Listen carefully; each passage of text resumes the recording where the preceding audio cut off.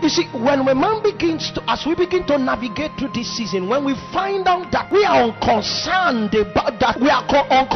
about which moves heaven, many of us may have to devote ourselves to prayer with one cry, Lord, burden me. I found out that one of the signs that a man has acquired burdens is that there is a change of perspective. You see with the eyes of heaven, you hear with the ear of heaven. Your understanding of the events in the earth are sponsored by the witness of the Spirit. Too many people walking around ministry claiming to be believers without the burdens of heaven. We are too light. We are too light. We are too light. God must be able to deposit us with that which weighs down his heart. Pardon me. Pedika kalime sulato lepopezataya. Amenitro superostetaya.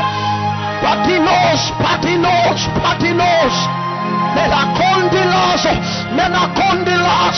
Menacondilazo, Kaipoloto Catalis. You see, much sleep is a sign that a man is living without a body.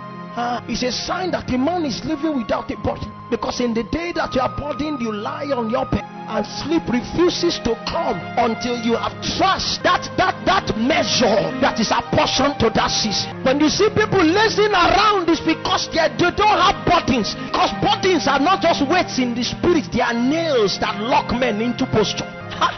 You look at your writings today, you write like a man who is burdened. You come tomorrow, you write differently. No. A burden defines a man. It defines his outlook. It defines his utterances. A burden defines his associations. If that which weighs the heart of God weighs you, you'll be different. That's why we came tonight, that we may show men that which is the ideal for our existence, that we will weep and ask God to return.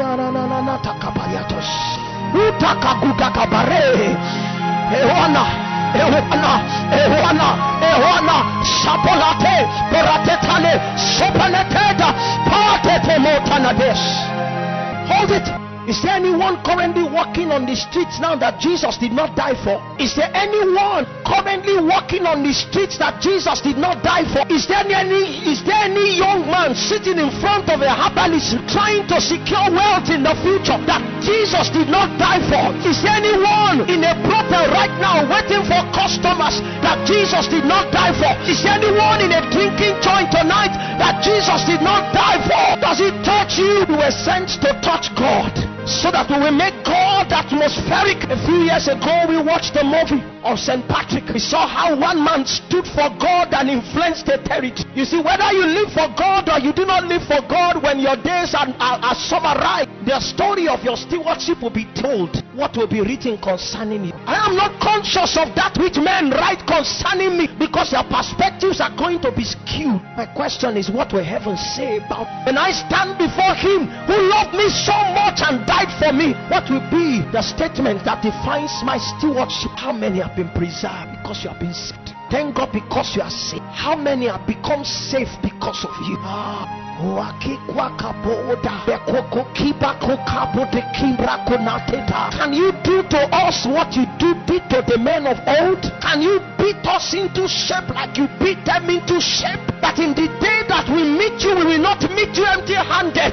We seek that you entrusted the preservation of a generation to us. But we say yes to your dealings tonight. Can we take one more minute of prayer to say yes to the dealings of God? Maika batata, wapata kabota hitas, boka paradas, koka gagaga baika batate, beka soka baka beka laratisa. Do to us what you did to them. Take us through their corridors of making. Don't leave us like this, oh God. Kaya ya bata. Ekwagagagagarateas, kopelata